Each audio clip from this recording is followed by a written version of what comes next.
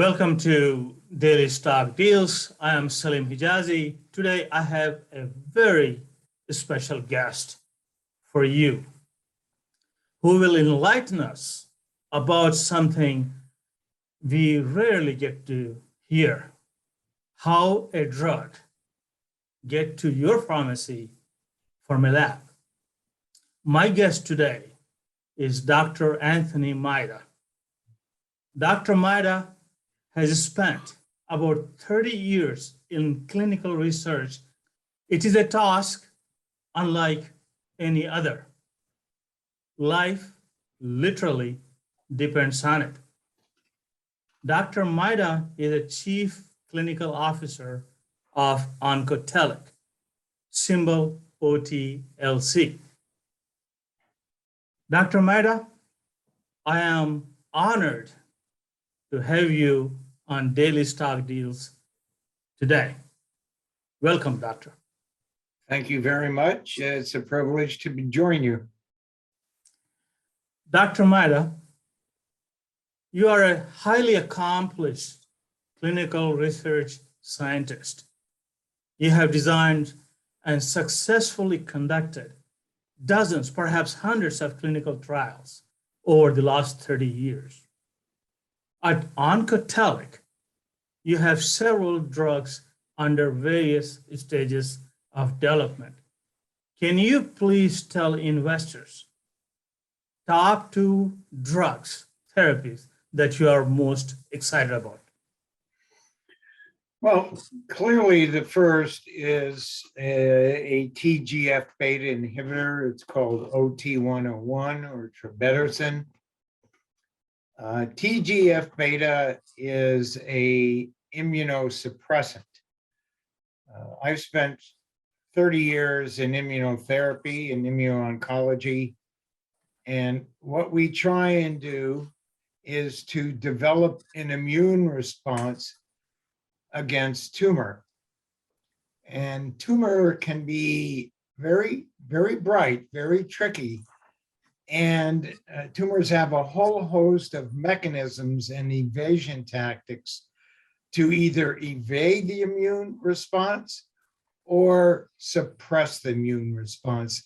And one of those mechanisms is to express TGF-Beta, which essentially slows or stops the immune response to tumor. So it in essence protects itself. What we want to do is to inhibit TGF-Beta so that we can get a very stronger and robust anti-tumor response.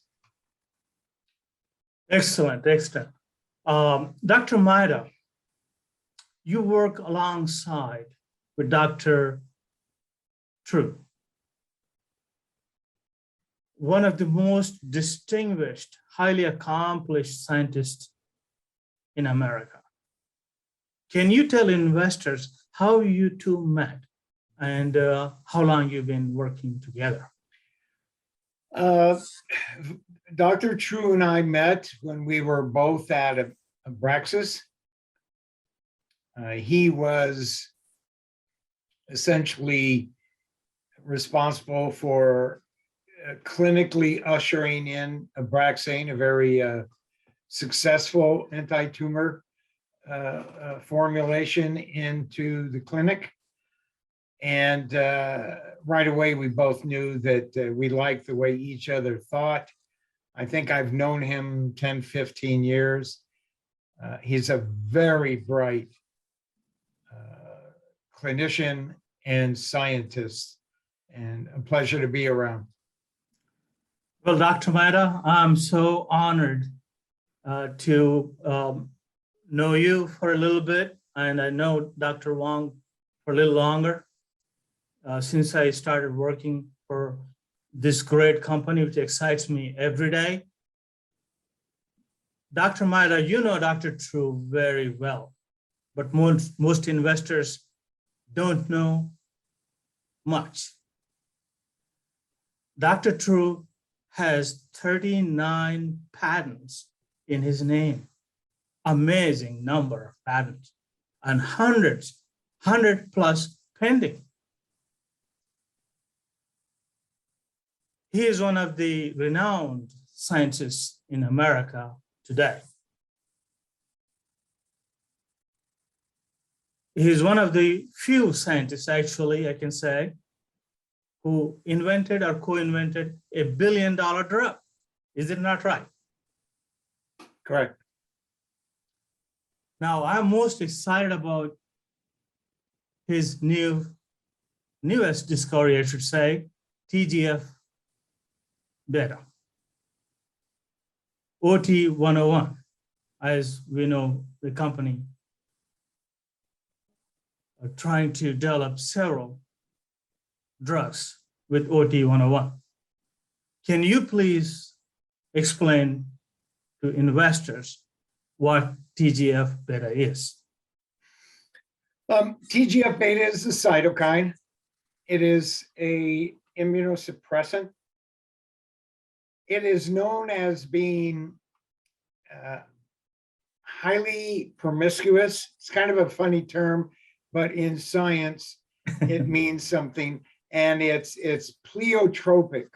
And what that means is it has a number of functions. Not only is it immunosuppressive, it is associated with what's called EMT, the transition of a cell to becoming cancerous, proliferation, vascularization.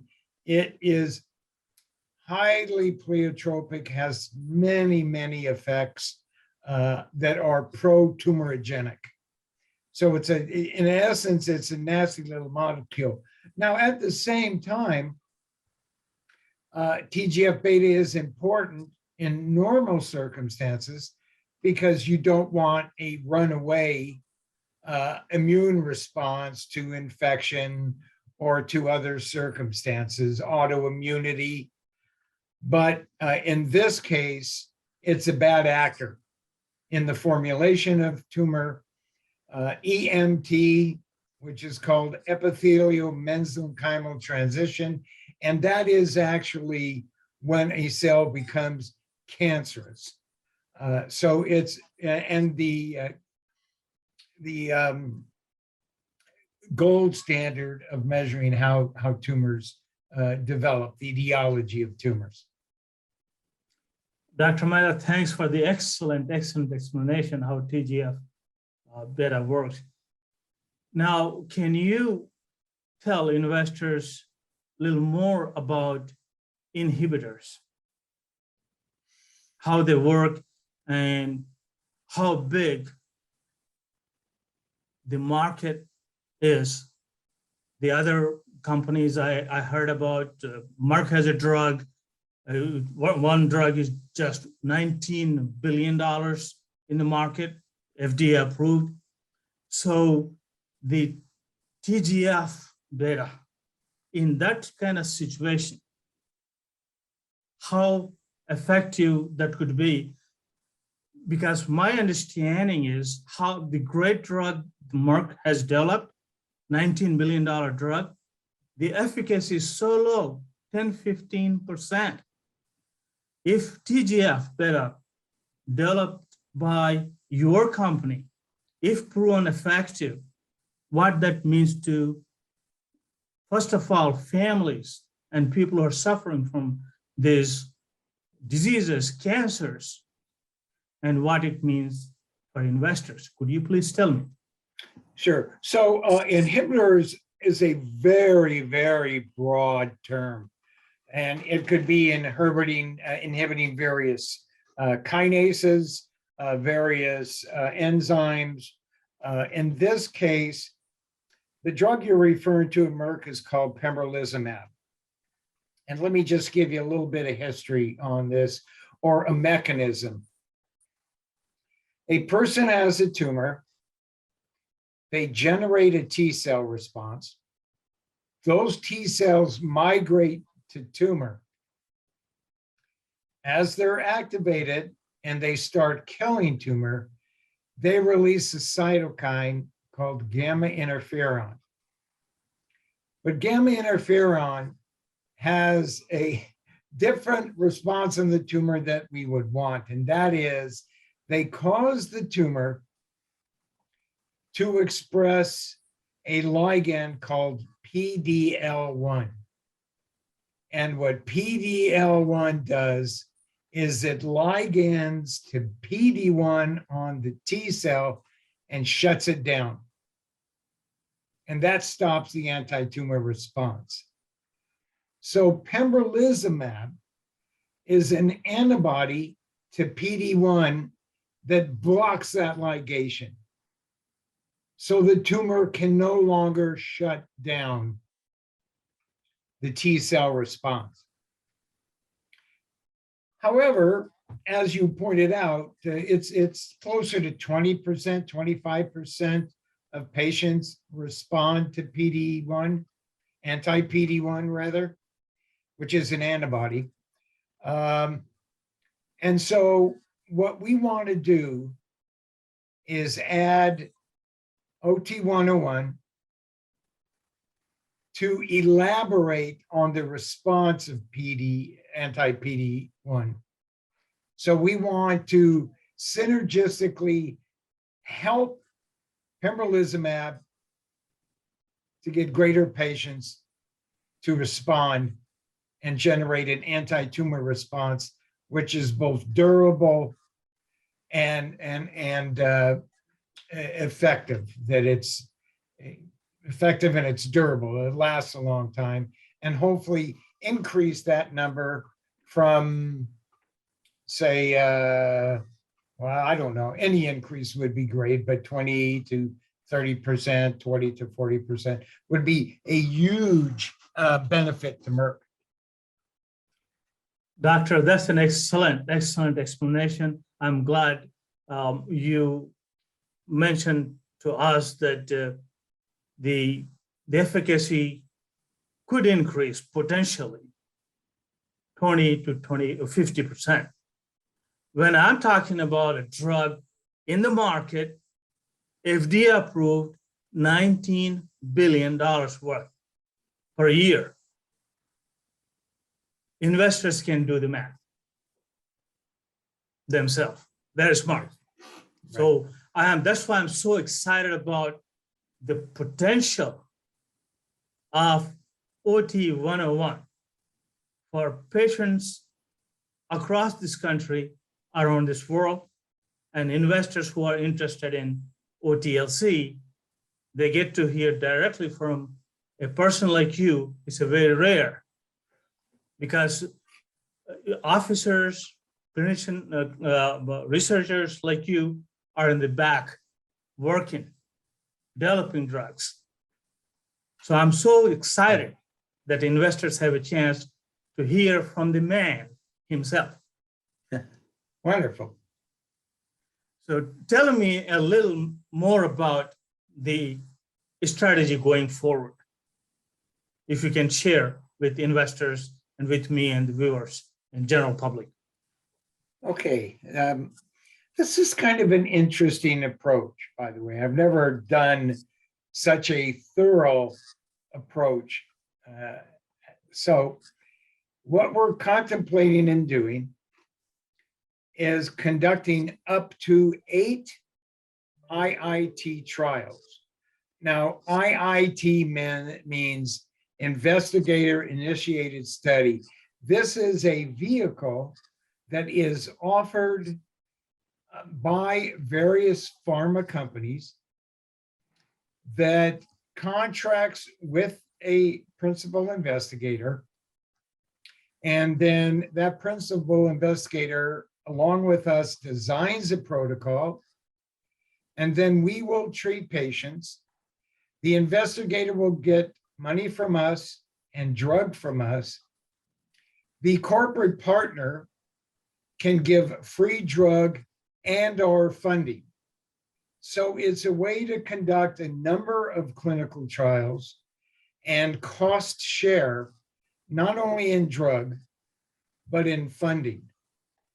Now, I've been in this industry for 33 years. So one of the hazards of an IIT study is you need to make sure that you have what's called a KOL, a key opinion leader, and someone that can deliver the patients.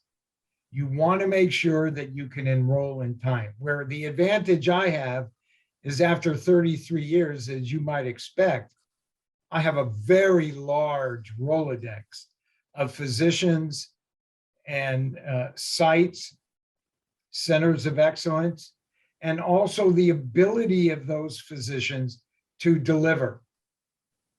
We are talking with 4 pharmas right now. They are interested in one indication or another, and I'm going to describe those indications. And those indications, again, can warrant free drug or free drug and funding. So MPM is one trial.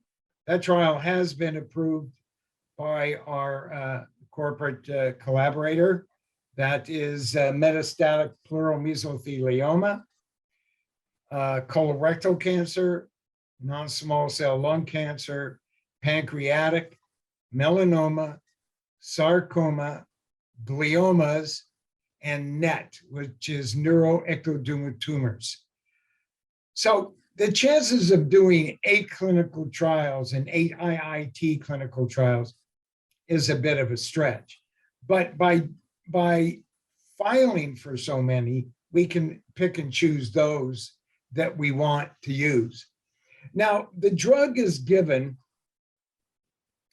IV. It's given under continuous infusion for 4 days. So it's 4 days on, 10 days off. But we already it took us a year to select the right pump. So we have an ambulatory pump that patients can take with us. This is not unusual. They do a 5FU pump for colorectal cancer. So it's something the physicians are very used to.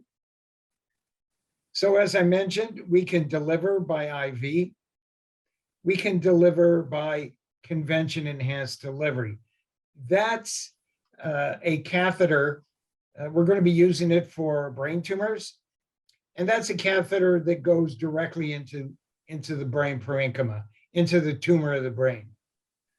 So you might expect the doses are much, much smaller.